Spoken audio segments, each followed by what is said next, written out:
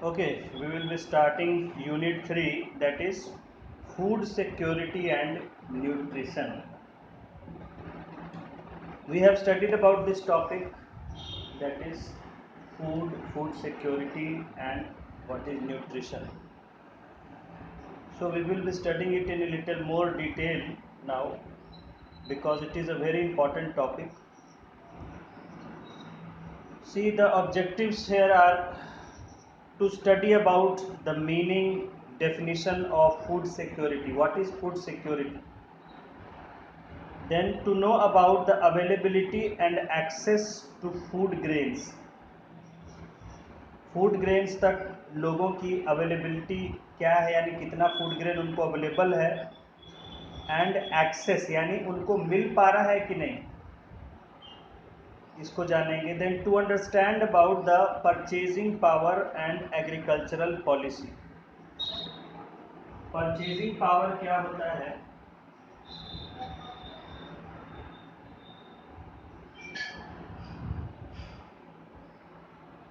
Purchasing power क्या होता है, और एग्रीकल्चरल पॉलिसी के बारे में थोड़ा जानेंगे. And then to gain knowledge about the multi dimensional nature of poverty. Poverty का कई प्रकार का नेचर होता है. गरीबी जो है उसके बहुत सारे पहलू होते हैं. उन सारे डायमेंशंस को हम इसमें समझेंगे. And to study about nutrition and health status and policies in Tamil Nadu. कोई एक स्टेट तमिलनाडु इन्होंने लिया है, उसका वहाँ जो है गवर्नमेंट की क्या पॉलिसीज़ हैं और वहाँ न्यूट्रिशन का क्या लेवल है, लोगों का हेल्थ स्टेटस क्या है वगैरह. मतलब एक स्टेट कोई भी हम लेके एग्जाम्पल हम समझ सकते हैं गवर्नमेंट का और रोल क्या होता है और लोगों के बारे में. तो इसको हमने तमिलनाडु का केस स्टडी है यहाँ. Now introduction. इसमें बहुत कुछ बायो में आपको पढ़ाया गया है, वो टॉपिक्स भी रिवाइज हो जाएंगे आपके, और पीछे इकोनॉमिक्स में या ज्योग्राफी में आपने जो भी पढ़ा है वो भी. देखिए इंट्रोडक्शन है. Food is defined as any substance that people eat and drink to maintain life and growth. Biology में आपने पढ़ा है कि all living things they take food for energy. Food क्या है, it is the source of energy. तो आपने पढ़ा है कि कोई भी अगर लिविंग बीइंग होगा, कोई भी जीवित प्राणी होगा, चाहे वो जीव हो, जंतु हो, पौधा हो, कुछ भी हो, तो उसको भोजन की आवश्यकता, फूड की ज़रूरत होती है फॉर एनर्जी. क्योंकि एनर्जी मिलेगी तभी वो अपना जो लाइफ प्रोसेसेस है, जीवन की जो प्रक्रियाएं हैं उसको कर पाएगा. So here it is defined from general point of view, that is food is defined as any substance that people eat and drink to maintain life and growth. Growth भी ज़रूरी है. फूड जो होता है तभी ग्रोथ होगा, food नहीं खाएंगे ग्रोथ नहीं होगा. Food security would denote a person's ability to eat enough, stay active and lead a healthy life. तो फूड सिक्योरिटी का मतलब क्या है कि एक आदमी अपना जितनी उसकी इच्छा है, अपनी ज़रूरत है, उतना मन भर के खा सकता है. एक्टिव रहे यानी कि वो खाना खाए तो अपना उसमें एनर्जी भी रहे ताकि वो अपना काम काज बढ़िया से कर सके. And lead a healthy life, और एक स्वस्थ जीवन बिना बीमारियों के जी सके. तो इसी को हम कहेंगे फूड सिक्योरिटी. फूड सिक्योरिटी का मतलब क्या है कि ऐसी सिचुएशन जहां हर आदमी अपने इच्छा अनुसार, अपने ज़रूरत अनुसार भोजन उसको मिल सके, खा सके, और वो अपने आप को एक्टिव, ऐसा नहीं कि भोजन तो खा रहा है लेकिन उसको एनर्जी नहीं मिल रहा है, वो काम ही नहीं कर पा रहा है, जितना ज़रूरत है उसमें काम नहीं कर पा रहा है. तो नहीं, he must be able to stay active, वो अपना कामकाज अच्छे तरह से कर सके. And lead a healthy life, और एक स्वस्थ जीवन जिए. तो ऐसे सिचुएशन को हम कहते हैं कि फूड सिक्योरिटी है. Now food security.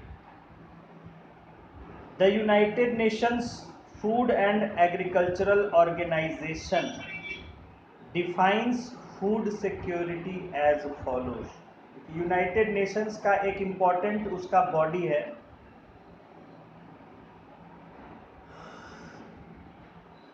United nation एक ऑर्गेनाइजेशन है, उसके 5-6 मेन वर्किंग उसके ऑर्गेनाइजेशंस हैं, बॉडीज हैं उसके।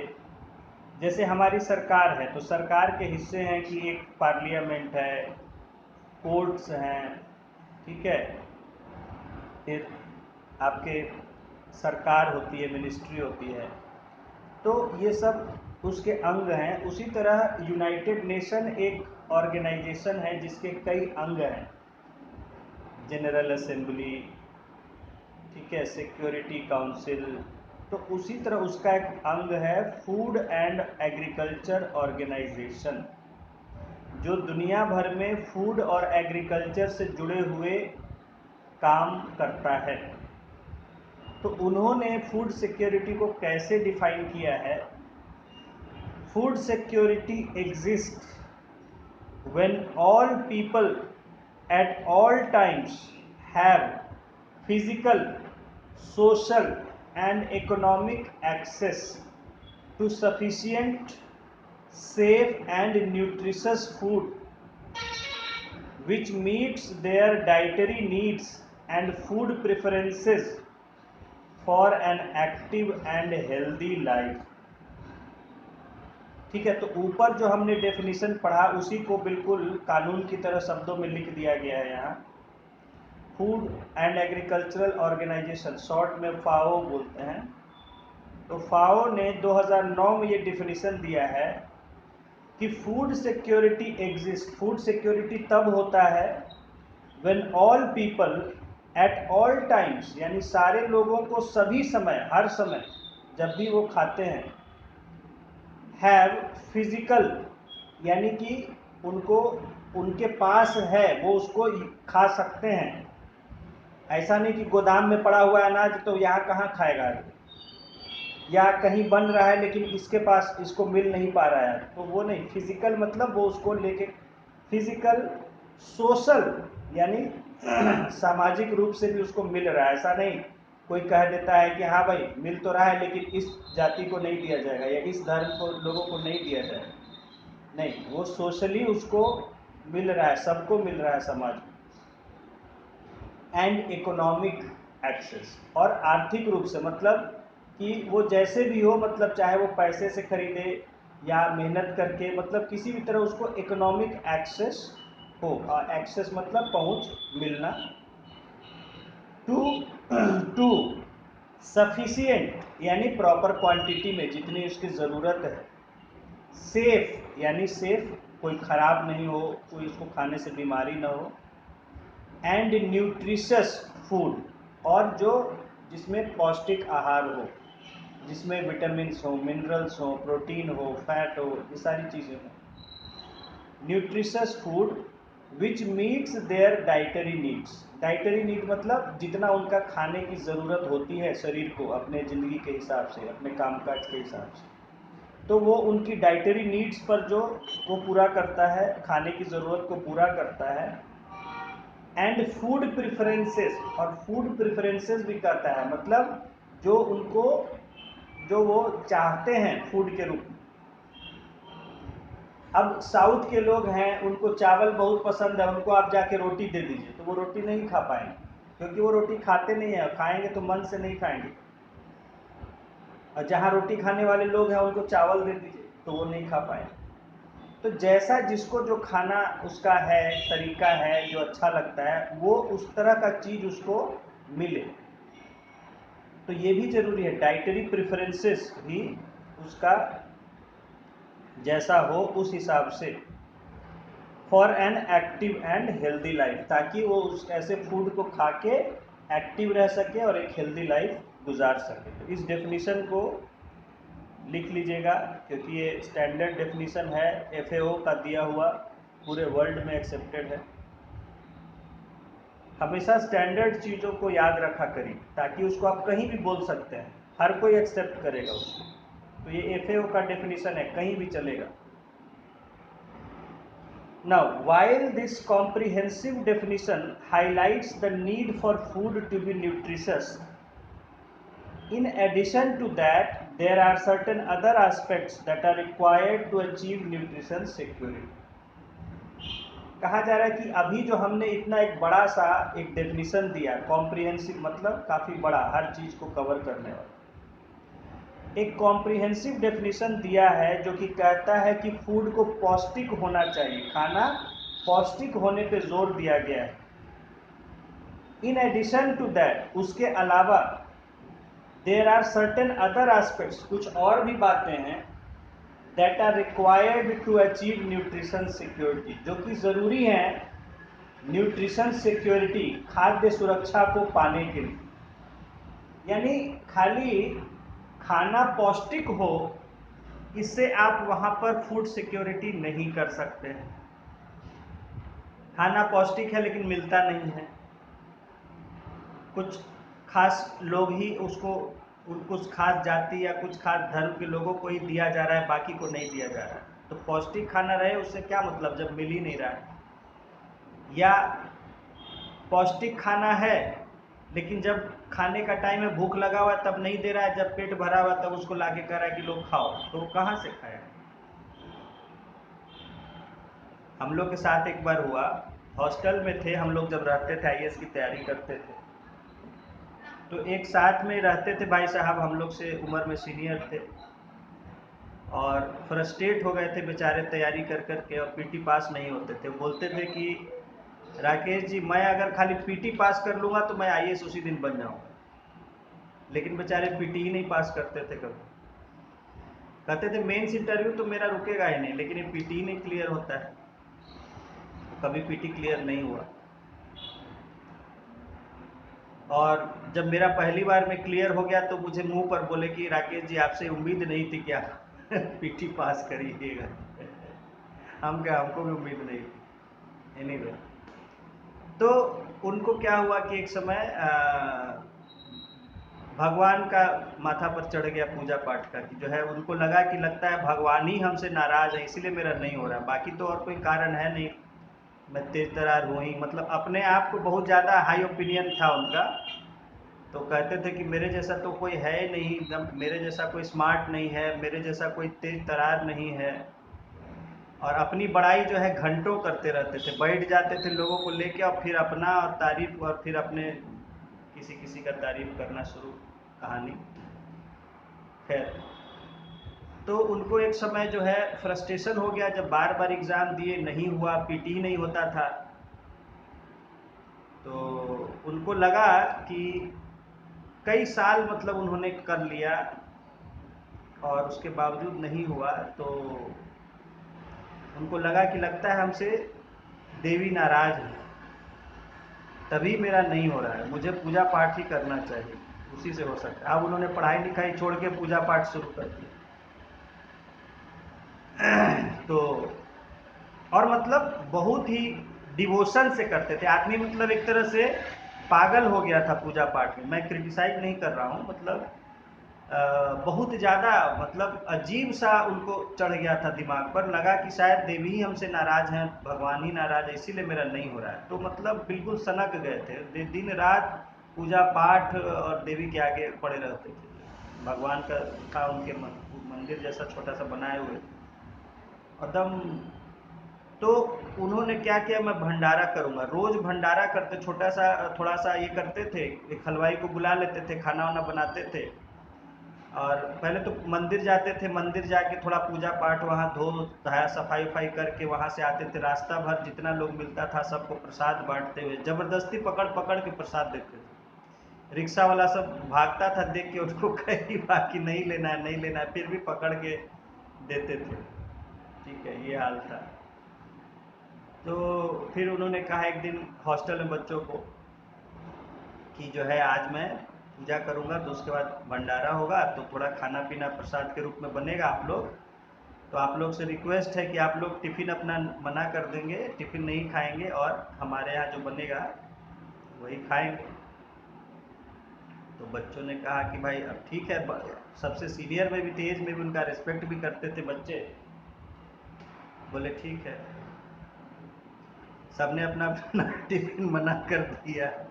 मैं अनजान था इन बातों से, मैं अपना व्यस्त रहता था दूसरे, तो मुझे जानकारी नहीं थी उस समय, बाद में जानकारी हुई थी जब मुझे भी एक बार उसमें पढ़ा।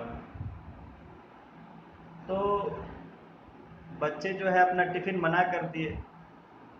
टिफ़िन आने का टाइम होता था 12:30 1 बजे के आसपास, तो फिर बच्चे गरम गरम आता था, खा लेते थे फटाफट 1 डेढ़ 2 बजे तक।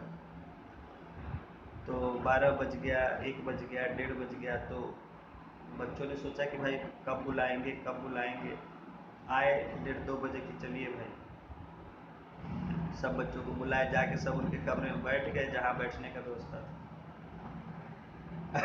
उसके बाद कह रहे कि बन रहा आ रहा है बस, उनका हलवाई गायब। हलवाई नहीं आया था। अब जो है बच्चे बेचारे ऊब गए, जाके 4 बजे खाना बना, बेचारे खाए। तो एक दिन हुआ, फिर उसके एक आध दिन बाद फिर बोले कि फिर है भंडारा। अब बच्चे परेशान कि एक तो जो है हम लोग का टिफिन मना करवा देते हैं और उसके बाद इतना लेट करते हैं कि हम लोग की भूख से हालत खराब हो जाती है। तो फिर दूसरे दिन हुआ कि उन्होंने बच्चों ने कहा कि देखिए आप पहले से सब करके रहिए, तब हम लोग को बोलिएगा, जो है आप बुला लेते हैं और उसके बाद जो है आपका हलवाई लेट करता है बहुत। तो दूसरे दिन हलवाई आ गया था, तो सब बच्चे बनाए, फिर क्या ना क्या हुआ, वो बीच में से भाग गया जो है कोई बात पर। 3 4 दिन ऐसे हुआ, तो बच्चे बिल्कुल परेशान हो गए। तब फिर मुझे कहा है कि देखिए सर ऐसा ऐसा है रहा है, मेरा थोड़ा वहाँ ज़्यादा ये मतलब सब मानते थे बात मेरी और वो करते थे, रिगार्ड करते थे। तो मुझे बोले कि देखिए ऐसे ऐसे कर रहे हैं। अच्छा, दूसरा क्या करते थे दिक्कत, कि वो अपने रूम में ये हवन वगैरह करते थे। अब हवन करते थे, वहाँ क्या है कि दिल्ली में आप जानते हैं रूमों में पार्टीशन टाइप होता है, प्रॉपर कमरे तो होते नहीं हॉस्टल वगैरह में। आपको मैंने एक लिंक भेजा था शायद राजेंद्र नगर का, देखे थे? 10,000 रुपये का कमरा एकदम। हाँ। हाँ, तो देखिए क्या हाल है, क्या खर्च पड़ता है, किस परिस्थिति में रहते हैं बच्चे, क्या करें। हम लोग जिस समय रहते थे तो उस समय जो है 10,000 रुपये में एसी लगा हुआ कमरा, बढ़िया कमरा मिल जाता था। एसी एसी लगा के देता था, बिजली बिल तो अपने देना होता था, लेकिन जो है ये अभी देखिए कि 10,000 में लग रहा है कि छोटा सा केबिन जैसा बना दिया है, ये हाल है। खैर, तो वो देखिए कि वो हवन करते थे तो उसका धुआं आसपास, क्योंकि पार्टीशन वाले में ऊपर में गैप रहता है, सब रूम में धुआं भर जाता था। अब बच्चे परेशान, क्योंकि एक तो दिल्ली के कमरों में खिड़की विड़की होता नहीं है, पार्टीशन रहता है तो खाली, और परेशान।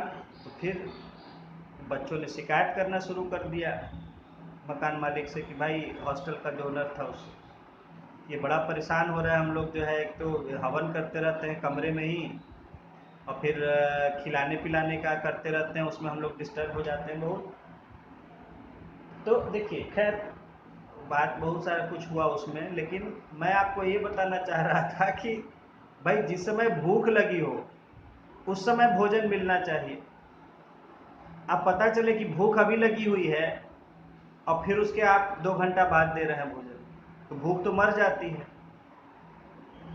तो खाना मिलना ही नहीं चाहिए, बल्कि सही समय पर भी मिलना चाहिए, वो भी ज़रूरी है कि जिस समय खाने पीने का है, आप जिस समय पेट भरा उस समय खाना दीजिएगा उसको, जिस समय खाने का समय नहीं उस समय खाना दीजिएगा तो कहाँ से खा पाए। तो यहाँ जो एक पौष्टिक भोजन पर फोकस किया गया है कि फूड टू बी न्यूट्रिशस, तो फूड न्यूट्रिशस होना तो ठीक है, लेकिन उसके अलावा कई बातें हैं कि तब आप फूड सिक्योरिटी कह पाएंगे। देखिए क्या है, according to eminent agricultural scientist doctor MS Swaminathan, nutrition security is physical, economic and social access to a balanced diet, safe drinking water, environmental hygiene, primary health care and primary education.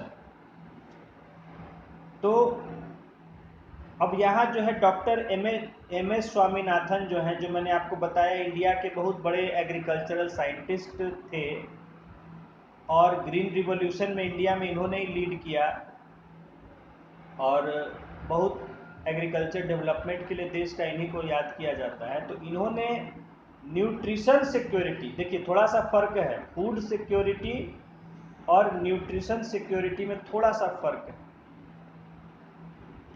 कई बार food security को लोग इतना ही सोचते हैं कि भरपेट खाना मिल जाए।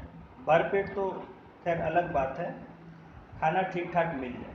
अब खाना में क्या है कि रोटी चावल सब्जी कुछ दे दिया, जबकि न्यूट्रिशन सिक्योरिटी कहता है कि उसको एक बैलेंस्ड डाइट मिलना चाहिए। ये नहीं कि खाली रोटी चावल दे दी, नहीं, उसको जो यानी कि उसको कार्बोहाइड्रेट भी मिलना चाहिए जितना ज़रूरत है, उसको प्रोटीन भी मिलना चाहिए, उसको फैट भी मिलना चाहिए, उसको विटामिन भी मिलना चाहिए, उसको मिनरल रफेजेस, ये प्रॉपर सब चीज़ मिलना चाहिए। तो इसीलिए यहाँ पर देखिए एम.एस. स्वामीनाथन ने न्यूट्रिशन सिक्योरिटी वर्ड यूज़ किया और क्या कहा है कि physical, economic and social access. ये तो आपको हम बता ही दिए, फिजिकल का मतलब जो आपके पास हो, मतलब जहाँ हैं वहाँ पर मिल रहा हो। अब आपको बोले कि भोजन मिल रहा है 10 किलोमीटर दूर, तो कितने लोग जाएंगे 10 किलोमीटर दूर खाने के लिए? तो फिजिकल, इकोनॉमिक यानी कि उसका आपको कुछ वैल्यू, मतलब जैसे भी हो, चाहे पैसे के बदले, चाहे काम के बदले, चाहे जैसे भी, एंड सोशल एक्सेस, और मतलब समाज में सामाजिक रूप से हमें वो मिलना चाहिए। टू किसके? अ बैलेंस डाइट, एक बैलेंस डाइट मिलना चाहिए।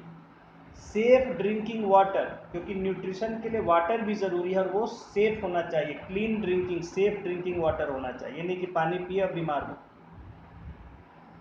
एनवायरमेंटल हाइजीन, यानी वो कहते हैं कि एनवायरनमेंट भी हाइजीनिक होना चाहिए, क्योंकि खाना मिल रहा है। देखिए समझिए, यहाँ पर खाना तो बहुत बढ़िया मिल रहा है, खाना पूरा पौष्टिक है, लेकिन ऐसी जगह पर मिल रहा है जहाँ गंदगी है और वहाँ पर मक्खियाँ हैं, सब चीज़ है, वो खाने में आके आपको और बीमारी दे रही है। आप खाना तो पौष्टिक खा रहे हैं लेकिन बीमार हो जा रहे हैं, 2-3 बीमारियाँ आपको हो जा रही हैं। तो क्या फूड सिक्योरिटी कहेंगे? नहीं। तो खाना पौष्टिक हो, साथ ही साथ साफ सुथरे माहौल में भी मिलना चाहिए कि खाने का असर हो बढ़िया। ये नहीं कि खाना खा के और बीमार हो जाए, क्योंकि उस पर मक्खियाँ थी, गंदगी थी, सब बहुत आसपास गंदगी थी।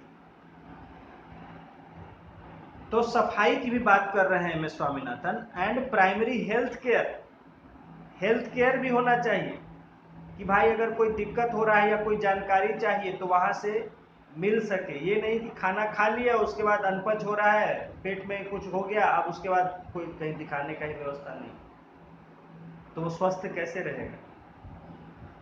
एंड प्राइमरी एजुकेशन, ये कहते हैं कि प्राइमरी एजुकेशन भी ज़रूरी है, थोड़ी शिक्षा भी ज़रूरी है स्वस्थ रहने के लिए। तो इन सारी बातों को जोड़ देते हैं Swaminathan.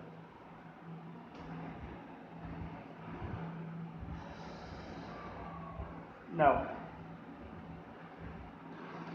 Basic components of food and nutrition security.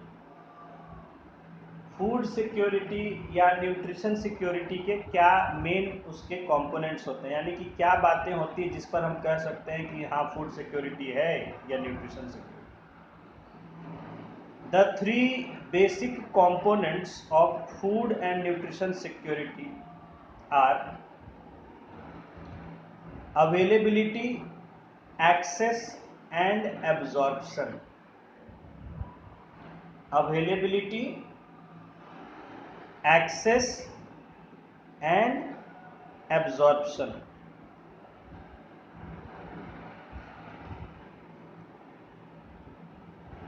देखिए, पहला है availability of food. Availability of food is physical availability of food stocks in desired quantities, which is a function of domestic production, changes in stocks and imports.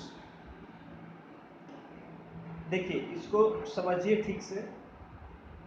कहा जा रहा है पहले line में कि अवेलेबिलिटी का मतलब हुआ फिजिकल, यानी कि वो भौतिक रूप से आपके पास है, आपको मिल रहा है। ऐसा नहीं कि वहां से कह दिया जा रहा है सरकार की तरफ से हाँ खाना दिया जा रहा है, जिला में आ रहा है और आप तक मिल ही नहीं रहा है, वो जिला के भंडार में रखा हुआ नहीं, वो आपके पास होना चाहिए ताकि आप उसको यूज कर सकें, खा सकें। तो physical availability of food stocks in desired quantity, जितना डिजायर्ड क्वांटिटी है, which is a function of, और ये फंक्शन ऑफ मतलब ये मैथमेटिकल वर्ड यूज कर दिया है, फंक्शन ऑफ का मतलब ये इन चीजों पर डिपेंड करता है, ये मैथमेटिकल लैंग्वेज यूज कर दिया है। फंक्शन ऑफ किन किन चीजों पर डिपेंड करता है? डोमेस्टिक प्रोडक्शन, यानी वहां पर उस क्षेत्र में कितना वो चीज पैदा होता है। अब देखिए क्या होता है, जैसे जहां चावल पैदा होता है तो वहां खाने के लिए आसानी से क्या अवेलेबल होता है? चावल। अब कहीं चावल होता है पैदा हमेशा और वहां आप रोटी खोजिएगा तो रोटी आपको मिलेगा जल्दी? गिने चुने जगह में मिलेगा। तो क्योंकि आपको कहीं भी जहां आप जाइएगा खाने के लिए या कहीं भी आप हैं तो वहां पर अवेलेबल फूड क्या होगा, किस चीज पर डिपेंड करेगा कि वहां लोकली क्या पैदा होता है। जहां चावल पैदा होगा वहां देखिए सब जगह खाने में आपको चावल खूब मिलेगा और सस्ता मिलेगा। जहां गेहूं होता है वहां हर जगह आपको रोटी मिलेगा, चावल जल्दी नहीं मिलेगा। जहां जो दाल, कहीं राहर दाल ज्यादा होती है, अरहर दाल जो है, तो वहां अरहर ही दाल आपको मिलेगा। जहां मूंग दाल होती है वहां मूंग दाल ही मिलेगा। अब महाराष्ट्र में जाइएगा और वहां खोजिएगा अरहर दाल तो बड़ा मुश्किल से मिलेगा। और मैं गया हुआ था वहां मुंबई, तो वहां रोटी खोजने में खाने के लिए गया तो बड़ा परेशानी हुआ, कहीं मिलता नहीं था रोटी। और एक जगह एक लेडीज ने बताया, एक बड़ा रेस्टोरेंट का नाम बताया, बड़ा खूब बढ़िया रेस्टोरेंट था, वहां गया, वह बोले वहां रोटी मिलता है। बहुत लोगों से पूछा तब बताया कि एक वहां बड़ा रेस्टोरेंट है वहां रोटी मिलता है। वहां गए खाने रोटी, तो पापड़ ला के रख दिया। रोटी रोटी क्या था, पापड़ था कि तोड़ के उसको कुड़कुड़ कुड़कुड़ चबा सा, ऐसा रोटी ला के रख दिया। और वो भी उस समय 10-10 12-12 रुपए पीस। हमको तो मतलब अखर गया बिल्कुल, एक तो 4-5 एक साथ ला के रख दिया। अब एक तो खाना मुश्किल लग रहा था, रोटी है कि पापड़ दियो भाई, और उसके बाद जो है उसका पैसा भी दीजिए उतना भारी महंगा। तो मुंबई में आपको जल्दी रोटी नहीं मिलता है। तो कहने का मतलब है कि भाई क्योंकि वहाँ रोटी का जो रोटी वहाँ जिस तरह का बनाने का कल्चर है, वहाँ कुछ और खाते हैं लोग, रोटी वहाँ इस्तेमाल नहीं करते हैं जैसा हम लोग खाते हैं। तो वहाँ वो सब मिल जाएगा आपको लेकिन रोटी नहीं मिलेगा। या ऐसे ही केरला जाइएगा तो केरला है, तमिलनाडु, वहाँ परोठा बोलते हैं, परोठा, वो थोड़ा मैदे मिला हुआ बनाते हैं, लच्छा पराठा टाइप का। वहाँ रोटी आपको नहीं मिलेगा। वहाँ जहाँ जाइए आपको इडली सांभर डोसा ये सब खूब मिलेगा, बहुत सस्ता मिलेगा, ठीक है। तो लेकिन वहाँ आपको रोटी खोजिएगा तो मुश्किल है। तो क्या बोला है कि availability of food stocks in which is a function of domestic production, यानी पहला तो डोमेस्टिक प्रोडक्शन पर डिपेंड करता है। अगर वहाँ वो चीज़ पैदा होती होगी तो काफ़ी ज़्यादा होगी, अगर नहीं पैदा होती होगी तो नहीं मिलेगी। देन चेंजेस इन स्टॉक्स, यानी जो वहाँ स्टॉक है, जितना माल जमा है उसमें किस तरह का बदलाव हो रहा है। अब पता चला आया तो था लेकिन अब खत्म हो गया, तो कहाँ से लोगों को मिलेगा खाने के लिए, क्योंकि स्टॉक खत्म हो गया। तो स्टॉक जब तक रहेगा, जितना रहेगा उस हिसाब से मिलेगा। ज़्यादा स्टॉक रहेगा तो भर पेट सबको मिलेगा, स्टॉक कम रहेगा तो थोड़ा थोड़ा दिया जाएगा कि भाई स्टॉक कम है।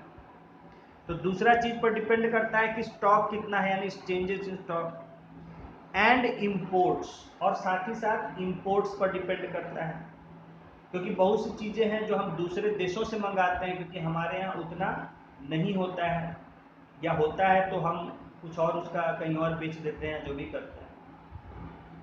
तो बहुत सारी चीज़ें हम इंपोर्ट करते हैं, तो इंपोर्ट के हिसाब से वो अवेलेबल हमें होता है। जैसे देखिए कई बार दालें जो है बहुत महंगी हो जाती है, तो दालें महंगी हो जाती हैं तो हम कम करने के लिए क्या करते हैं कि दाल हम विदेश से दूसरे देशों से लेते हैं, तो बाज़ार में फिर दाल सस्ती आनी शुरू हो जाती है। प्याज कभी कभी खूब महंगा हो जाता है, कोई सब्जी बहुत महंगा हो जाता है, फल महंगा हो जाता है। क्यों?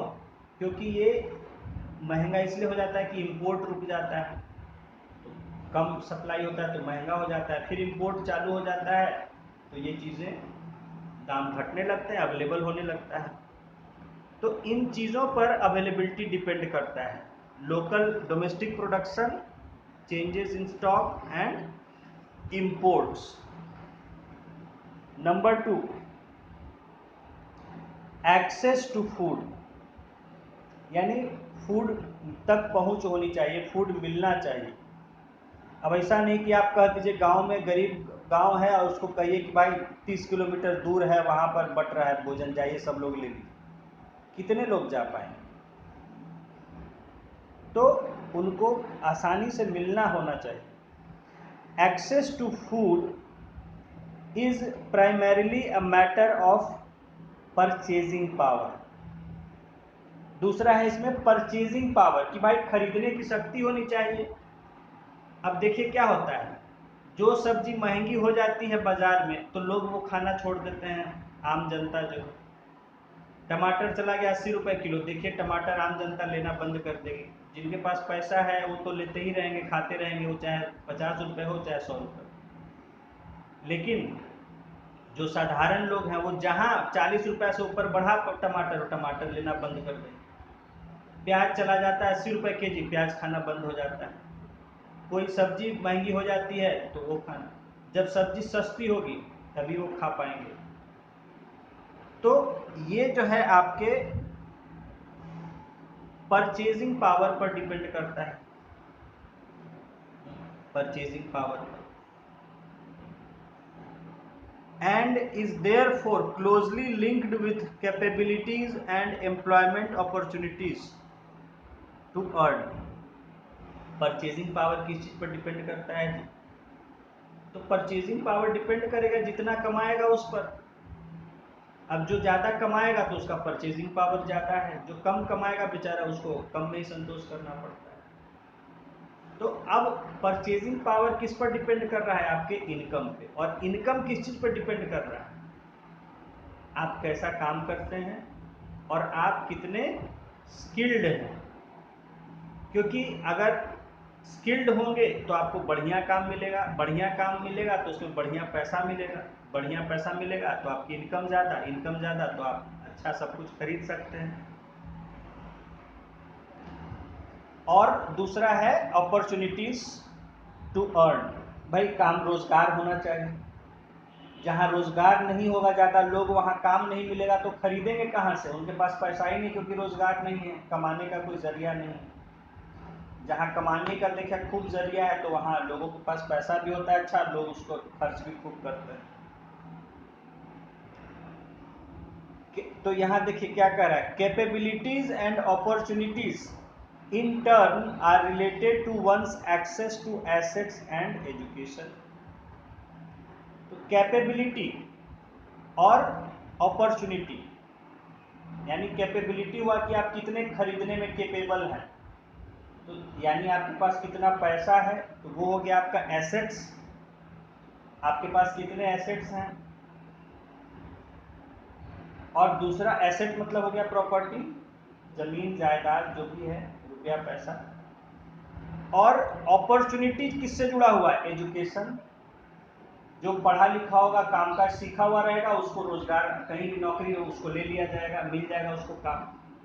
जो पढ़ा लिखा नहीं होगा, जो सीखा नहीं होगा काम, उसको वही रोजगार नहीं मिलेगा, बेरोजगार बैठा रहेगा। तो कैपेबिलिटी और अपॉर्चुनिटी किस चीज पर डिपेंड करता है? एसेट्स पर और एजुकेशन।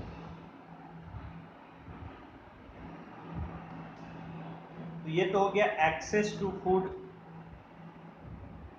अब आशीर्वाद का आटा कितने लोग खरीद के खा सकते हैं बताइए?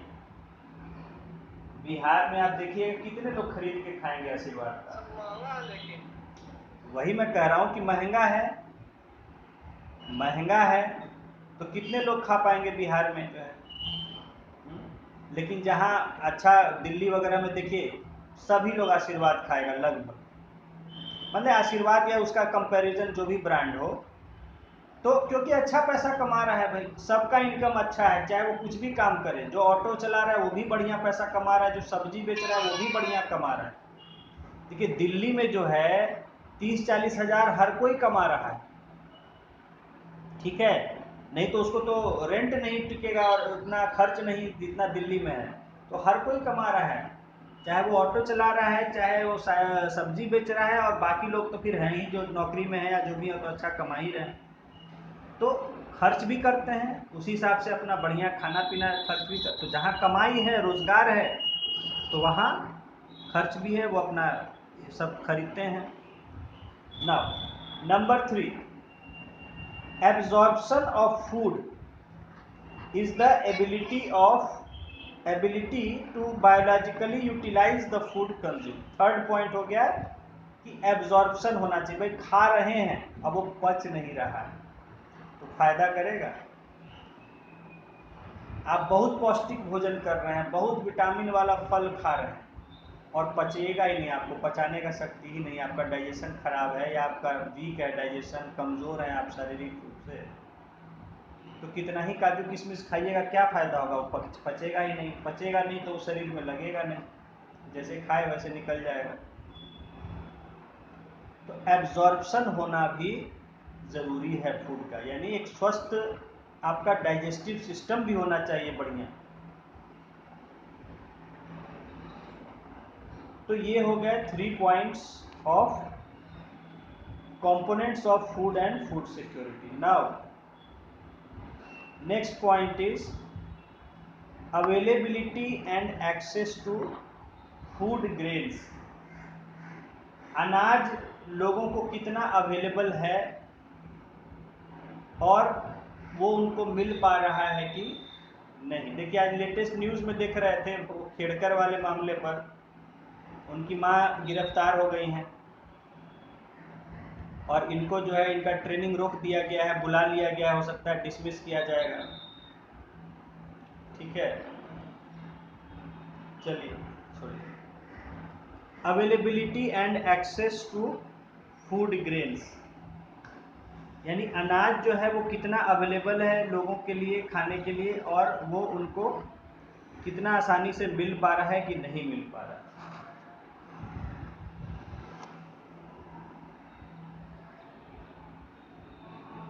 Thus, food security for people in a country is not only dependent on the quantum of food available, but also on the ability of people to purchase or access food and to stay in appropriate healthy environment।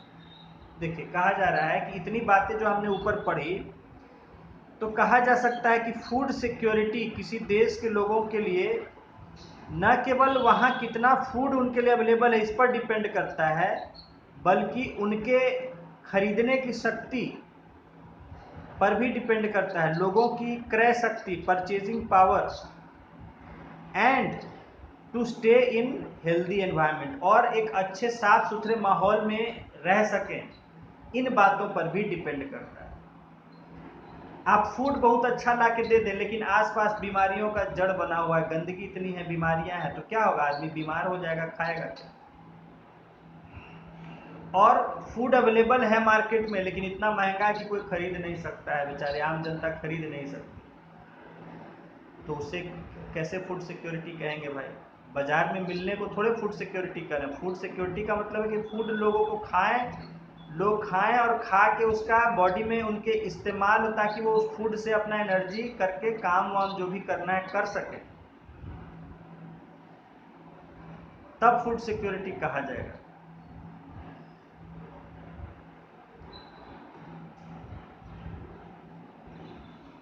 Now, just as other developmental issues, food security of people is also related to a country's overall environment, overall development process। तो कहा जा रहा है कि जैसे बाकी विकास के मुद्दे हैं उसी तरह फूड सिक्योरिटी भी जो है वो देश के ओवरऑल डेवलपमेंट पर डिपेंड करता है कि देश में विकास कैसा हो रहा है। अगर देश में विकास अच्छा होगा तो वहाँ सब लोग को आसानी से खाने को मिलेगा। अगर देश में विकास नहीं होगा, पिछड़ा देश होगा, तो वहाँ बहुत से लोगों को खाना नहीं मिल पाएगा। तो सही बात है, देश विकास कब करेगा तेजी से या विकसित कब होगा? जब वहाँ लोग सब अच्छे से अपना काम धाम कर रहे होंगे, कमा रहे होंगे। जब अच्छे से कमा धमा रहे होंगे तो फिर नेचुरल है, खाएंगे पिएंगे भी, स्वस्थ भी रहेंगे। और जहाँ विकास नहीं है, रोजगार नहीं है, गरीबी है, तो जहाँ गरीबी है तो वहाँ कहाँ से लोग भरपेट खाएंगे? देखिए आदिवासी इलाकों में बेचारे कितने कुपोषित रहते हैं, क्योंकि रोजगार सबके पास होता नहीं है, पैसे होते नहीं हैं, तो भाई जितना गुजारा है उसी से गुजारा करना पड़ता है जितना मिलता है।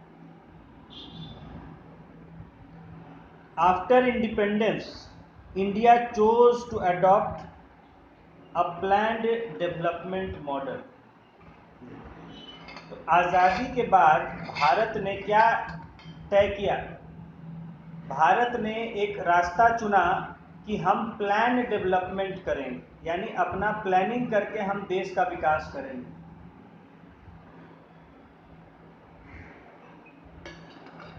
हमारे देश के नेताओं ने, सरकार ने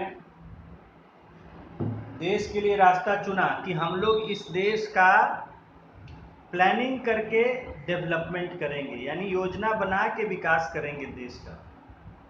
तो योजना बनाने के लिए बनाया गया योजना आयोग, प्लानिंग कमीशन।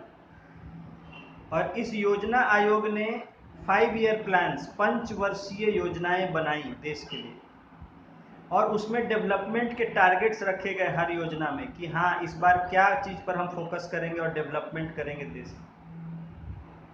तो इस तरह से 12 योजनाएं चली हमारे देश में 5 वर्ष की, 5 ईयर प्लान्स। और उन सब में कुछ कुछ स्पेसिफिक गोल रखे गए थे, ठीक है। तो उससे देश का विकास किया गया।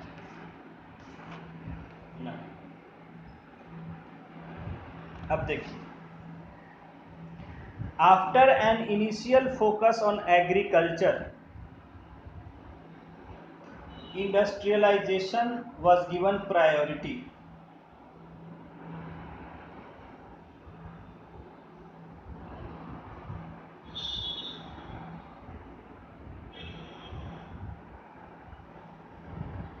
एक मिनट।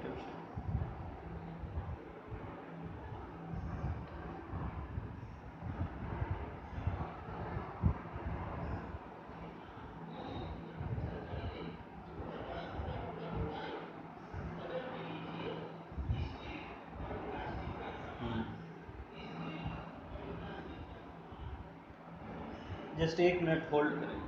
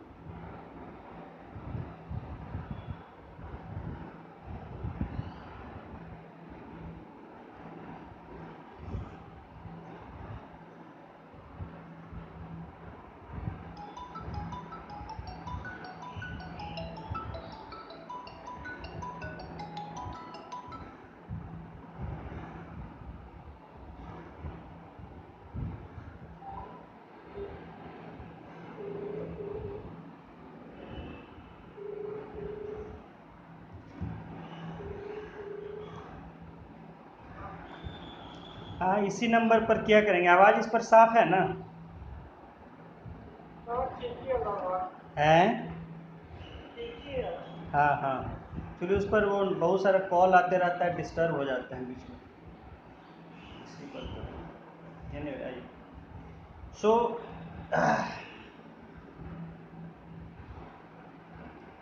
नहीं, साफ है ना जैसा उसमें आता है अभिषेक? Yes sir. जैसा उसमें आता है वैसा साफ आवाज़ है ना इसमें? उसके कंपेयर में वही ठीक था थोड़ा सा, मतलब कि थोड़ा क्लियर, ब्राइटनेस क्लियर ठीक है। आवाज़ उसी में क्लियर है ज़्यादा? हाँ 9 से 3 वाला में। अच्छा ठीक है, तो चलिए उसी पर करिए, और क्या उसी पर।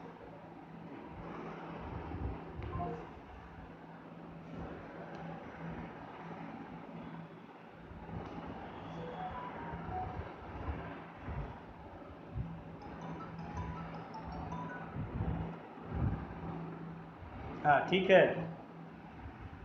Yes sir. ओके, तो देखिए, जब हमारा देश आज़ाद हुआ तो सबसे पहले देश के विकास का हमारे सामने लक्ष्य था, टारगेट था। और उस समय आपको पता है कि हमारी जो इकोनॉमी थी वो पूरी तरह से एग्रीकल्चर पर डिपेंडेंट थी, क्योंकि इंडस्ट्रीज़ को यहाँ ग्रो करने नहीं दिया था अंग्रेज़ों ने जो है, और जो पहले से थे भी उनको चौपट कर दिया था। गिने चुने नाम मात्र के 2-3 इंडस्ट्रीज़ थे जहाँ था। तो सबसे पहले हमारा जो डेवलपमेंट का फोकस था वो एग्रीकल्चर पर। एग्रीकल्चर के बाद धीरे धीरे फिर इंडस्ट्रीज को फोकस किया गया, वही कहा जा रहा है।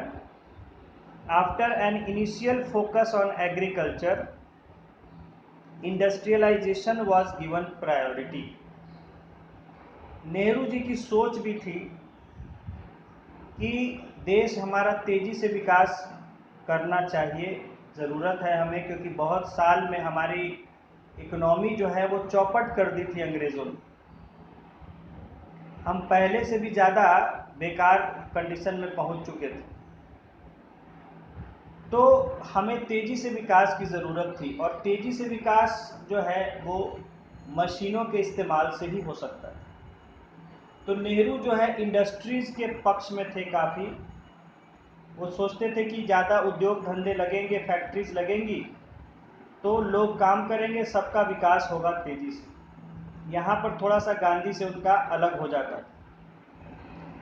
गांधी सोचते थे कि हमें मशीनों का इस्तेमाल नहीं करना चाहिए, क्योंकि मशीनों का इस्तेमाल करेंगे तो वहाँ क्या है, लोगों को उतना रोज़गार नहीं मिलेगा, क्योंकि आप जानते हैं कि मशीनें जो है बहुत से लोगों का काम अकेले मशीन बहुत तेज़ी से कर देता है। और गांधी सोचते थे कि नहीं, हमें जो है एम्प्लॉयमेंट बेस्ड डेवलपमेंट करना चाहिए, यानी ऐसा डेवलपमेंट करना चाहिए जिसमें ज़्यादा से ज़्यादा लोगों को रोज़गार मिल सके। अभी हमारे लिए वो ज़्यादा, तो यहाँ पर दोनों के विचार थोड़े अलग हो जाते थे। और बाद में फिर नेहरू जी ने इंडस्ट्रीज़ को ज़्यादा, हालांकि काफ़ी एग्रीकल्चर को भी फोकस किया गया था, लेकिन नेहरू जी ने इंडस्ट्रीज़ पर ज़्यादा फोकस किया था। तो इसीलिए उन्होंने जो है पब्लिक सेक्टर एंटरप्राइजेस सारे जो है शुरू करवाए, जगह जगह डैम्स बनवाए ताकि उससे बिजली पैदा हो सके, पावर प्रोजेक्ट्स लगवाए। और उन्होंने कहा कि ये नए भारत के मंदिर हैं, आज़ाद भारत के मंदिर हैं। और बात बहुत हद तक सच भी है कि जहाँ इतनी लोग काम करते हैं, उनका रोज़गार चलता है, उससे उनकी ज़िंदगी चलती है, और साथ ही साथ जहाँ वो मेहनत करके देश का विकास करते हैं, जहाँ बिजली पैदा होती है पावर प्रोजेक्ट्स में, जिससे कि सभी को एनर्जी मिलता है, जिससे अपने अपने ज़िंदगी के सारे इच्छाएं पूरी करते हैं, तो निश्चय उसको मंदिर कहना चाहिए ऐसी जगह।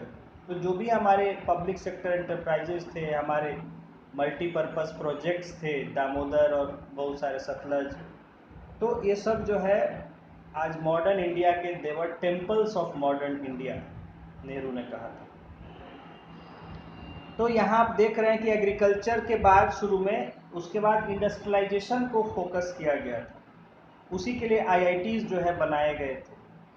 ठीक है, ये सारी चीज़ें नेहरू ने किया। The recurrent droughts experienced by India, देखिए नेहरू जी ने किया, जैसा वहाँ अमेरिका में, इंग्लैंड में ये टॉप कॉलेजेस थे उनके, चाहे वो रिसर्च कॉलेजेस हों या टेक्नोलॉजी के या आर्ट्स के या मैनेजमेंट के, उसी तरह से यहाँ पर भी आईआईटीज और दूसरे इंस्टीट्यूशंस बनाए गए। आईआईटीज जो है वो एमआईटी को कॉपी करके अमेरिका की उस तरह से बनाए गए थे, और वास्तव में उस समय के हिसाब से बड़े शानदार कॉलेज बनाए गए थे और उनमें उस तरह की व्यवस्था की गई थी, वैसी पढ़ाई होती थी। लेकिन धीरे धीरे जो है अब सब चौपट हो गया। ठीक है, कुछ लक्ष्य से बना था आईआईटी, आज लक्ष्य दूसरा ही चल रहा है, वहाँ खाली नौकरी का धंधा चल रहा है। खैर,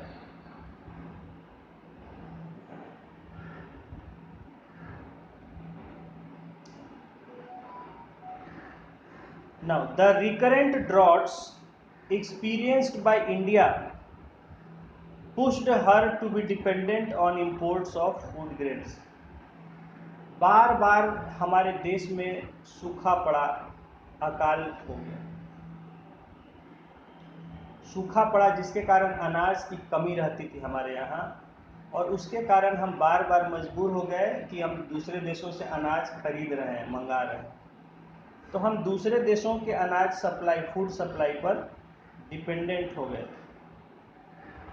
However, the available foreign exchange reserve could not permit open market purchases and import of grains।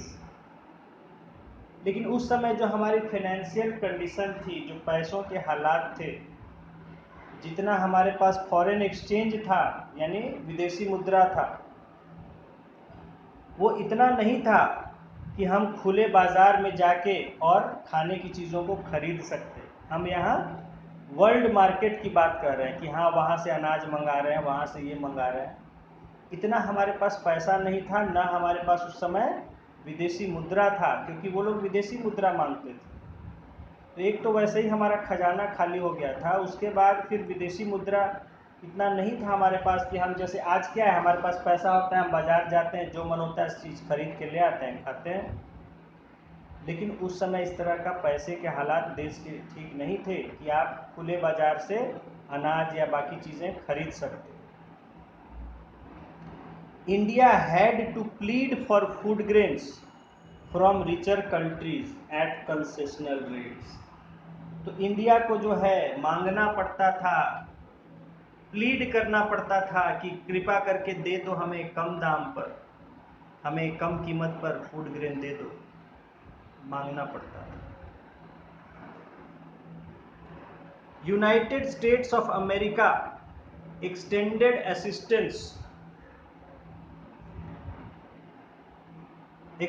Assistance through its public law 480 scheme to India during early 1960s।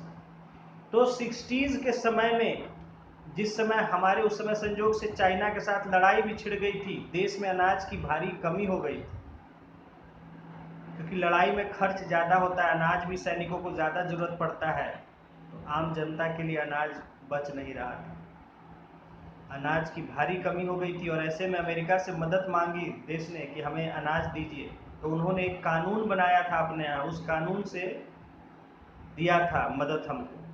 वो कानून था, उसमें कुछ शर्तें था जो हम लोग के मतलब खिलाफ था, उसको कहते हैं हम PL 480, पब्लिक लॉ 480, वहाँ का बुलाने का तरीका है। जैसे हम लोग यहाँ कोई नाम देते हैं ये एक्ट, तो वैसे वहाँ उसके संख्या से बुलाया जाता है कानून, कोई भी कानून। तो PL 480, पब्लिक लॉ 480, उसमें जो स्कीम के तहत भारत को दिया गया था, जिसमें कई सारे शर्तें लाद दी गई थी, देश का एक तरह से अपमान भी था। लेकिन क्या करते, बेगर्स आर नॉट चूजर्स, भिखारी जो है वो चुनने वाले नहीं होते हैं, जो मिल रहा है वो भीख जितनी मिले ठीक। तो ये हाल था कि भाई जो दे रहे हैं, जो शर्तें दे रहे हैं मानिए, नहीं तो भूखे रहिएगा।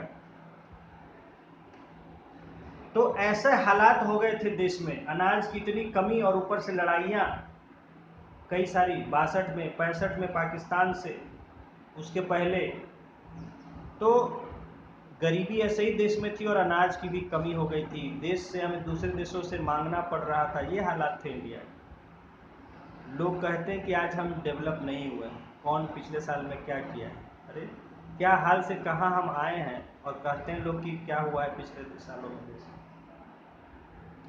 खैर, a growing country with a massive population was perceived to be a potential candidate for revolution। एक बड़ा देश था हमारा, बड़ा देश है जहाँ की बहुत बड़ी जनसंख्या भी थी, तो इसको माना जाता था कि यहाँ क्रांति आ जाएगा जल्दी, क्योंकि लोग अगर भूख से तड़प रहे हैं तो कुछ ना कुछ करेंगे उल्टा सीधा। The American administration and philanthropic organizations like Ford Foundation, वहाँ का एक मतलब संस्था है, ऑर्गेनाइजेशन है जो मदद करता है लोगों की या देशों की, फोर्ड फाउंडेशन। तो वो फोर्ड फाउंडेशन जो है उसने एक plan formulated a plan to increase food production in the country by introducing high yielding varieties of wheat and rice. उस फोर्ड फाउंडेशन ने, देखिए जैसे कई सारे फाउंडेशन जो होते हैं वो भलाई के लिए होते हैं, मदद के लिए होते हैं, तो जैसे फोर्ड फाउंडेशन जो फोर्ड साहब के नाम पर है, ऐसे ही आजकल माइक्रोसॉफ्ट का फाउंडेशन चलता है, Bill Gates and Melinda Gates foundation, वो भी देश में एड्स और बहुत सारे चीज़ों के लिए काम करते हैं। तो ये फोर्ड फाउंडेशन था जिसने एक प्लान बनाया हमारे देश के लिए, देश का विकास करने के लिए, कि भाई हाई यील्डिंग वेराइटीज़, ज़्यादा पैदावार वाली गेहूं और चावल की किस्में यहाँ उगाई जाएं, और उससे प्रोडक्शन बढ़ेगा हमारे अनाज का, और हमारी अनाज की ज़रूरत अपने आप से पूरी हो सकती है। तो ये फोर्ड फाउंडेशन का बनाया हुआ प्लान था जिसको हम आज ग्रीन रिवॉल्यूशन कहते हैं। This programme was implemented in select districts where irrigation was assured. तो पहले ये जो प्रोग्राम बनाया गया, प्लान बनाया गया, इसको कुछ उन जिलों में शुरू किया गया जहां सिंचाई की बढ़िया व्यवस्था थी। द रिजल्ट्स वर प्रॉमिसिंग, बड़े अच्छे नतीजे आए इससे, and the programme was extended to cover a larger number of districts. और जब अच्छे नतीजे आए तो इस प्रोग्राम को और ढेर सारे जिलों में शुरू किया गया।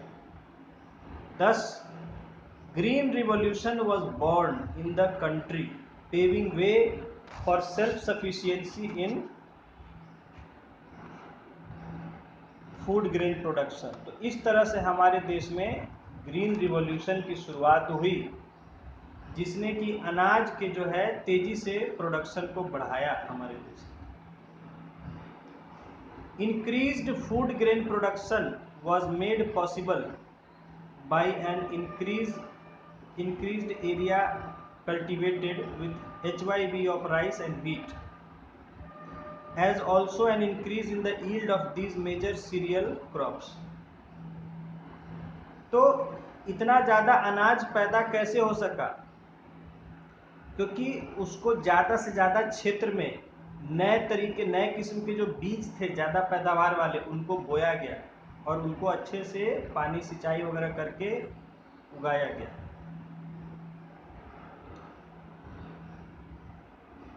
Area under food grains was a little more than 98 million hectares during early 1950s। 1950s में जो है हमारे देश में फूड ग्रेन्स मात्र 98 मिलियन हेक्टेयर के आसपास एरिया में बोया जाता था।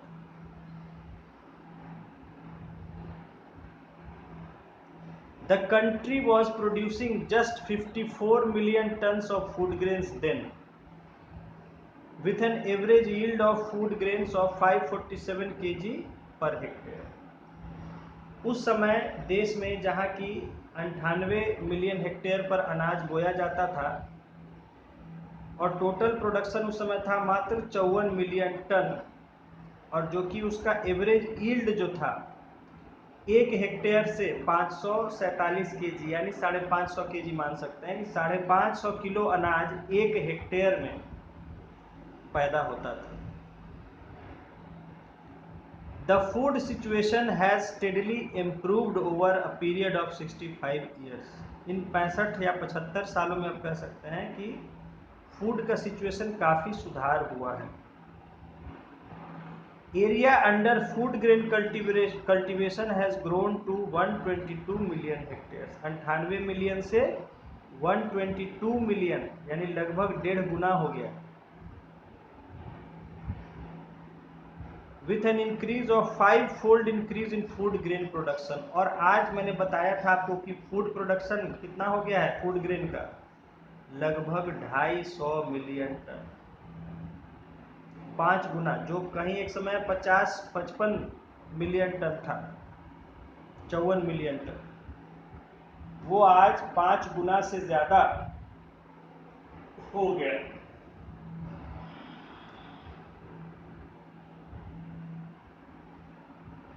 Yield of food grains has increased 4-fold between time of independence and its present। तो जब 10 साल पहले की बात कही जा रही है कि 4 गुना हो गया food production. The growth in food grain production was made possible by HYV program। इतना ज़्यादा जो तेज़ी से हमारा अनाज का पैदावार बढ़ा है, ये इसलिए पॉसिबल हो पाया क्योंकि हमने हाई यील्डिंग वेराइटीज़ यानी उच्च उत्पादकता वाले बीज, उच्च पैदावार वाले बीज का इस्तेमाल किया। Which was implemented as a package, जो सरकार के द्वारा एक पैकेज की तरह लागू किया गया था।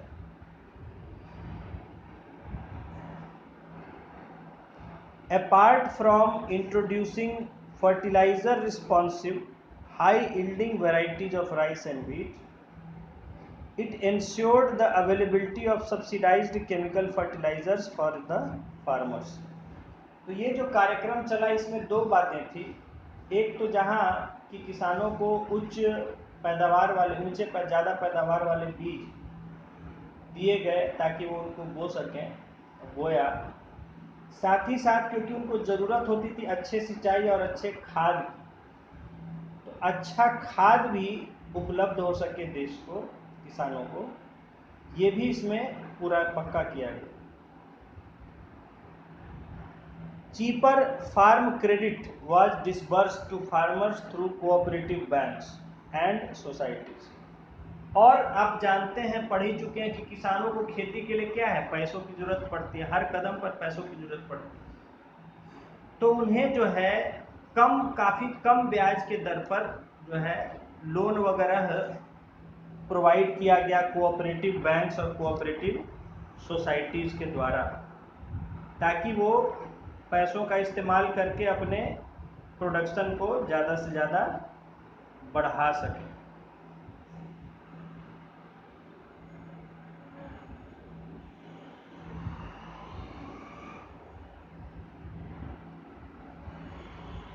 Minimum support price MSP for the crops were announced at the beginning of the season, and the state procured the harvested grains through the Food Corporation of India FCI। तो हर सीजन के पहले यानी कि जो फसल काटने का सीजन आता है उस सीजन के पहले मिनिमम सपोर्ट प्राइस बता चुके हैं आपको। MSP मिनिमम सपोर्ट प्राइस, न्यूनतम समर्थन मूल्य, यानी ये सबसे कम कीमत होती है जो सरकार हमें देती है, तो बाज़ार में उससे ऊपर रखा जाता है। तो मिनिमम सपोर्ट प्राइस जो है सभी क्रॉप्स का जो है वो करके और इनको दे दिया गया। डॉक्टर हाँ, और इस अनाज को सरकार खरीदती थी किसके माध्यम से, फूड कॉरपोरेशन ऑफ इंडिया के माध्यम से, FCI। एफसीआई के गोदामों में खरीद के ये अनाज को जमा कर दिया जाता है, रख दिया जाता है। The FCI had built huge storage godown and built buffer stocks of food grain during the harvest season to be distributed all through the year. FCI ने देश में बहुत सारे जगहों पर बड़े बड़े अनाज के गोदाम बनाए हुए हैं और वहां पर बफर स्टॉक मेंटेन किया जाता है अनाज का। आपको पढ़ चुके हैं बफर स्टॉक। तो बफर स्टॉक ताकि इमरजेंसी के समय किसी भी समय हमारे पास उपलब्ध रहे अनाज, हमारे अनाज कमी ना हो देश में। क्योंकि हो गया था, जब लड़ाई हुई थी चाइना की, अनाज की कमी हो गई थी तो राशन चलता था। राशन का मतलब कंट्रोल दिया जाता था कि इतना ही एक किलो अनाज दिया जा रहा है, एक हफ्ता इसी में काम चलाइए, ठीक है। तो कंट्रोल करके दिया जा रहा था। तो इसीलिए बाद में हम बफर स्टॉक मेंटेन करते हैं, यानी कि इमरजेंसी स्टॉक। और वो जो है बफर स्टॉक होता है, जितना उसमें से निकलता है उतना उसमें डालते जाना पड़ता है हमें, ताकि वो उतना हमारे पास एनी टाइम मौजूद रहे। तो ये बफर स्टॉक कहाँ रखा जाता है? एफसीआई के गोदामों में।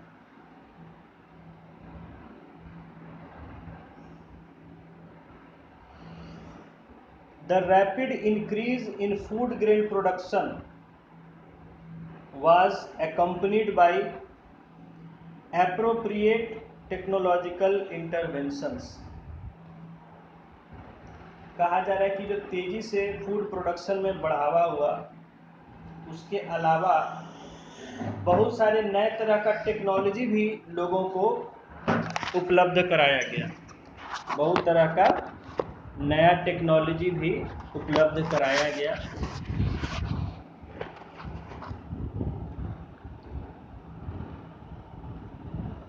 जैसे किस विभाग में या किस क्षेत्र में? डेयरी के क्षेत्र में, यानी जहाँ दूध वाले जानवर पालते हैं और दूध उसका सप्लाई करते हैं। तो डेयरी सेक्टर, पोल्ट्री यानी जहाँ चिड़ियों को हम पालते हैं, मुर्गे हो गए और चिड़ियाँ हो गए, एंड फिशरीज सेक्टर, और जहाँ हम मछलियों को पालते हैं अपनी ज़रूरत पर। As a result, the milk production in the country witnessed an 8-fold increase. देखिए, आपको बता चुके हैं कि मिल्क का प्रोडक्शन धीरे धीरे बढ़ाया गया, उसमें नया तरह का टेक्नोलॉजी, डेयरी प्लांट वगैरह सब लाया किया गया। तो मिल्क प्रोडक्शन जो है हमारे देश में लगभग 8 गुना बढ़ गया।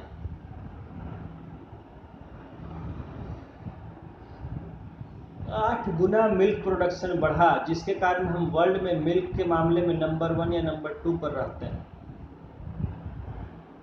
और इसको कहा गया white revolution, operation flood.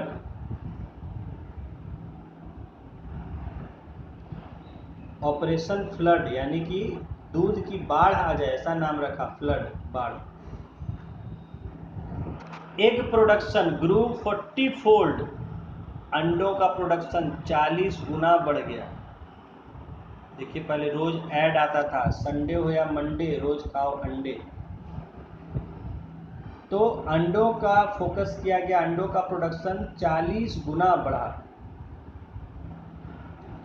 And fish production by 13-fold between the time of independence and mid 2000s। और मछली जो मारते थे लोग, मछली मार के लाने का काम हुआ गंगा नदी से। तो मछली जो है मछली की पैदावार में 13 गुना इंक्रीज हुआ, आज़ादी के समय से लेके 2000 के डेकेड तक। However, India could not succeed in attaining self-sufficiency in the production of pulses and oil seeds. लेकिन इंडिया जो है इन सब चीज़ों में तो बहुत तेज़ी से प्रोडक्शन बढ़ाया, लेकिन पल्सेस यानी दाल और तेल इनके मामले में अपना प्रोडक्शन नहीं बढ़ा सका। Thus, therefore, India depends on imports to meet the requirement of people. तो इसीलिए आज हमें दाल की ज़रूरत को पूरा करना पड़ता है, तो उसके लिए हम दाल को बाहर से लेन देन करते हैं। तो imports to meet the requirement of people, लोगों की ज़रूरत पूरा करने के लिए हम इंपोर्ट करते हैं इन चीज़ों को, जैसे दाल हो गया और बहुत सारे तरह के अनाज हो गए।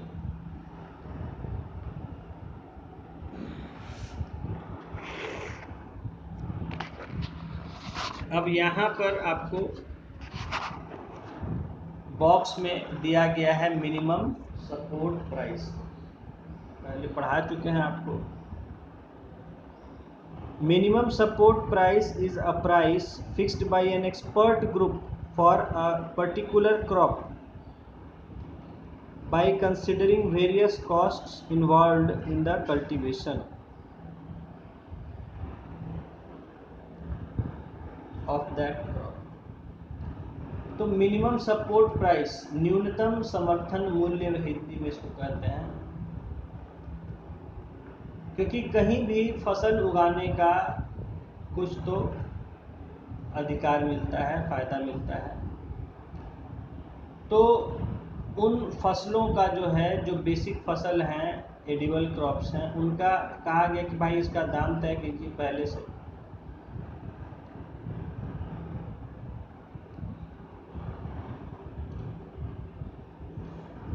After announcing the MSP, the state will open procurement centers in places where these crops are widely grown.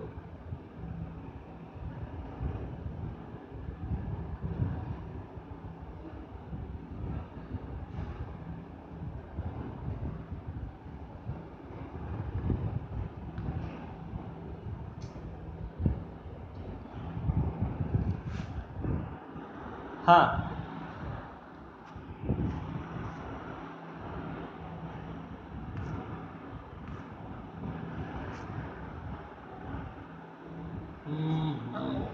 हाँ ऋषिकेश,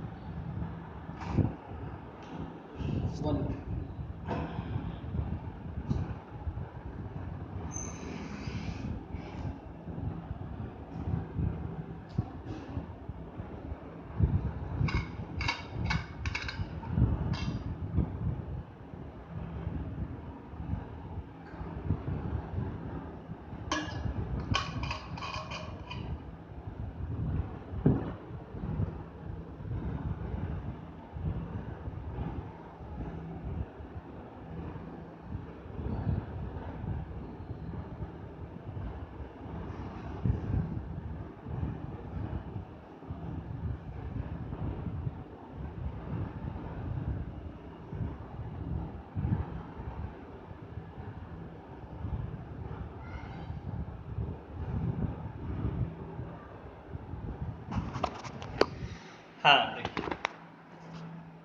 देखिए मिनिमम सपोर्ट प्राइस तो हम आपको समझा चुके हैं कि सरकार जो है वो लोगों से मिलजुल के बात करके और ये तय करती है कि कितना खर्च किसानों का किसी फसल को उगाने में हो रहा है, और उसको देखते हुए उनको एक फ़ायदा भी मिले, इतना एक कीमत तय किया जाता है मिनिमम, यानी उससे कम कीमत पर नहीं होगा, कम से कम न्यूनतम मिनिमम प्राइस तय किया जाता है, जिस पर गवर्नमेंट जो है जो भी अनाज अगर उसका रिक्वायरमेंट के आधार पर है तो उसका खरीद लेगा। अब ख़राब नहीं खरीद लेगा, सड़ा गला नहीं खरीद लेगा, उसके भी रिक्वायरमेंट्स हैं कि ठीक ठाक अनाज होना चाहिए, जो ऐसा होगा उसको वो उतना प्राइस कम से कम दे। इसी के आधार पर मार्केट प्राइस तय होता है, मार्केट प्राइस इससे कुछ ज़्यादा होता है एमएसपी से। तो ये देखिए minimum support price is a price fixed by an expert group. एक एक्सपर्ट्स का ग्रुप होता है, जो लोग उस फील्ड से जुड़े होते हैं, और जो लोग ये एस्टिमेट करते हैं बातचीत से सारा डेटा लेके कि कितना खर्च किसान को एक पड़ रहा है और कितना कीमत पर उसे एक ठीक ठाक फायदा हो जाएगा। It is price fixed by expert group for a particular crop, एक खास फसल के लिए, यानी हर फसल नहीं, मतलब कुछ होते हैं फसल जिनके लिए सबके लिए नहीं तय किया जाता है, कुछ ही फसलों के लिए ये तय किया जाता है। By considering various costs involve in the cultivation of that, तो इसमें वो लोग कैसे कीमत तय करते हैं, जो भी अलग अलग तरह के खर्च उस फसल को उगाने में हुए होते हैं उनको देखते हुए वो एक अपना प्राइस अनाउंस करते हैं। After announcing the MSP, the state will open procurement centres in places where these crops are widely grown. ठीक है, स्टेट वर्ड जो यूज हो रहा है, तो स्टेट का मतलब है सरकार, इंडियन गवर्नमेंट। स्टेट का मतलब हम हमेशा राज्य नहीं समझिएगा कि बिहार, यूपी, बंगाल। तो यहाँ तक कह रहा है the state will open procurement centres, यानी the government will open procurement कहते हैं खरीदने को। तो प्रोक्योरमेंट यानी जहाँ तहाँ खरीदी, यानी मंडी जो है वो शुरू हो जाती है, जहाँ अनाज जो है खरीदा जाता है किसानों से। हाउएवर और ये जो है प्रोक्योरमेंट इन प्लेसेस वेयर, और जहाँ जहाँ अनाज बड़ी मात्रा में होते हैं वहीं शुरू किए जाते हैं ये, ताकि किसानों को कहीं ले जाने का दिक्कत ज़्यादा नहीं।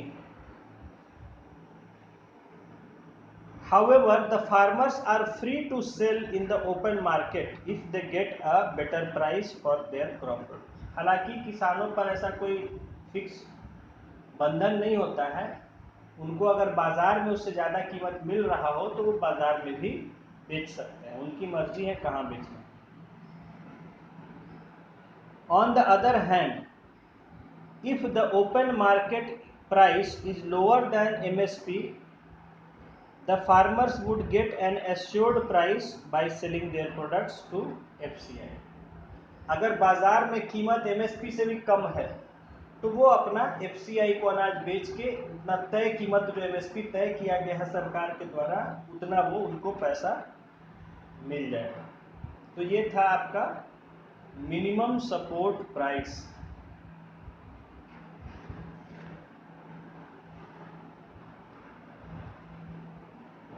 नेक्स्ट है पब्लिक डिस्ट्रीब्यूशन सिस्टम, जन वितरण प्रणाली हिंदी में कहते हैं। जन वितरण प्रणाली यानी पब्लिक को डिस्ट्रीब्यूट करने वाला सिस्टम, यानी आम जनता को बांटने का सिस्टम। क्या बांटा जाएगा, तो नेचुरल हम फूड की बात कर रहे हैं तो फूड बांटा जाएगा। Tamil Nadu has adopted N universal PDS। अब इसमें देखिए PDS तो हो गया शॉर्ट पब्लिक डिस्ट्रीब्यूशन सिस्टम। अब पब्लिक डिस्ट्रीब्यूशन सिस्टम हम कहते हैं, लेकिन क्या सभी पब्लिक को मिलता है? नहीं, सभी को नहीं मिलता है, अलग अलग वो होता है। इसको कहते हैं हम टारगेटेड PDS, यानी जिस लक्षित PDS, कि जिसको टारगेट किया जा रहा है, यानी जिन लोगों को उन्हीं को दिया जाएगा, सबको नहीं दिया जाएगा। तो एक उसमें कहते हैं स्पेशल टारगेटेड PDS। यहाँ क्या दे रहा है, Tamil Nadu has adopted N universal PDS, यानी सबको दिया जाएगा जहाँ universal PDS। The rest of the states in India had a targeted PDS। देखिए ही गया, तमिलनाडु ने वो यूनिवर्सल PDS अडॉप्ट किया, जबकि बाकी राज्यों में टारगेटेड PDS था, यानी जिनके लिए आएगा अनाज, जिनको मिलना होगा उन्हीं को दिया जाएगा, सबको नहीं। तमिलनाडु में किया गया यूनिवर्सल, यानी जो भी आएगा चाहे तो खरीद ले सकता है वहाँ से राशन दुकान से, उसके लिए राशन कार्ड जरूरी हो नहीं है। माने कहने का मतलब है कि हर किसी को मिलेगा, जबकि यहाँ है कि BPL के लिए आया है, अंत्योदय के लिए आया है, किसके लिए आया है, उसी को दिया जाएगा, सबको नहीं दिया जाएगा। टारगेटेड देखिए, अच्छा लिख ही दिया है आगे। Under universal PDS all the family ration card holders are entitled to supplies from PDS। Universal में क्या है, जितने भी सब हैं सबको मिलेगा ration, In the targeted PDS, the beneficiaries are identified based on certain criteria and given their entitlements, leaving out the rest. जबकि टारगेटेड में क्या है कि पहचान किया जाता है कि ये अनाज किनके लिए आया है और उन्हीं लोगों को सिर्फ ये अनाज दिया जाता है, बाकी लोगों को नहीं दिया जाता। Both the union and state governments subsidize the supplies distributed through PDS, यानी ये जो अनाज आता है और दिया जाता है पीडीएस के माध्यम से, जैसे हर जरूरी नहीं कि फ्री ही दिया जाओ, उसमें कम रेट पर भी दिया जाता है कि कोई भी जाके खरीद सकता है पैसों से, तो वो भी बाजार से कम रेट होता है। और बाकी जो है जिनके लिए होता है पीडीएस वो तो उनको फ्री ही मिलता है। तो टारगेटेड पीडीएस में आइडेंटिफाई किया जाता है किनके लिए आया है और उन्हीं लोगों को दिया जाता है। Both the union and state government subsidise, हाँ ये पढ़ चुके कि इसमें केंद्र सरकार और राज्य सरकार दोनों ही अपने अपने जगह सब्सिडी इसमें देते हैं। The level and quantum of subsidy है ऑल्सो वेरीड अक्रॉस स्टेट्स, तो कितना सब्सिडी दिया जाता है ये अलग अलग राज्यों में बड़ा अलग अलग है, और उसका लेवल यानी कितना दिया जाएगा अनाज वो भी सभी राज्यों में अलग अलग है।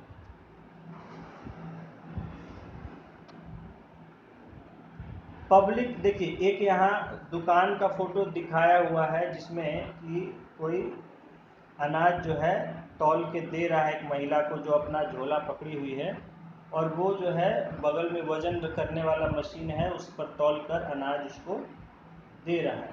तो इस तरह से एक राशन शॉप चलता है। तो देखिए कहा जा रहा है कि सभी राज्यों में इसका अलग अलग है कि कितना अनाज दिया जाएगा, किसको दिया जाएगा। ऐसे तमिलनाडु में तो यूनिवर्सल है, सबको दिया जाता है, लेकिन बाकी राज्यों में टारगेटेड है, जिसके लिए आएगा उसी को दिया जाएगा। तो आगे कहा जा रहा है subsequently the national food security act NFSA was passed by Indian Parliament in 2013। देखिए 2013 में चुनाव के ठीक पिछले साल में जो है कांग्रेस ने ये एक्ट कानून लाया था, national food security act. The NFSA covers 50% of urban households and 75% of rural households। तो ये जो नेशनल फूड सिक्योरिटी एक्ट आया जो कि शहरों में 50% लगभग परिवारों को कवर करता था और ग्रामीण क्षेत्र में 75% परिवारों को कवर करता था। These households are known as priority households, identified on the basis of set of criteria। ये जो हाउसहोल्ड जिनको कि टारगेटेड के अंदर मिलता है, तो ये कुछ खास लोग होते हैं जिनको कुछ बातों पर तय किया गया होता है, कुछ क्राइटेरिया पर सेलेक्ट किया गया होता है कि इनको इनको मिलेगा। These households are known as priority household। ऐसे जो मिलने वाले हाउसहोल्ड होते हैं उनको कहते हैं प्रायोरिटी हाउसहोल्ड, यानी प्राथमिकता वाले घर गृहस्थ। Now national food security act in Tamil Nadu. Tamil Nadu में कब आया कानून? On 1 November 2016 national food security act was implemented in Tamil Nadu after holding out for 3 years। 3 साल रुकावट डालने के बाद तो 2016 में ये इसने लागू किया national food security act.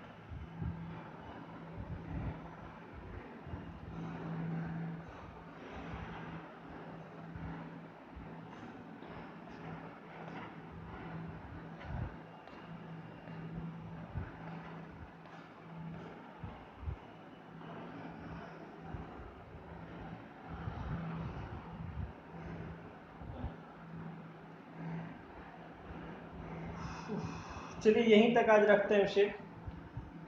Public distribution system तक। इसके बाद अब हमारा आ रहा है topic role of consumer cooperatives in food. तो वहाँ जो है कोऑपरेटिव अब स्टार्ट हो जाएगा, तो कोऑपरेटिव का टॉपिक चलेगा जो है। ये हमने यहाँ देख लिया, एक तो एमएसपी देख लिया और पब्लिक डिस्ट्रीब्यूशन सिस्टम, हमने दो चीज़ें देख ली। अंतिम बचा है वो है आपका कोऑपरेटिव्स का। तो कोऑपरेटिव्स के बारे में हम देखेंगे और फिर फाइनली एग्रीकल्चरल पॉलिसी जो है देख लेंगे। चलिए आज इतना ही रखते हैं, 2 क्लास में, फिर ये भी एक क्लास में ख़त्म हो जाएगा, 2 क्लास में भी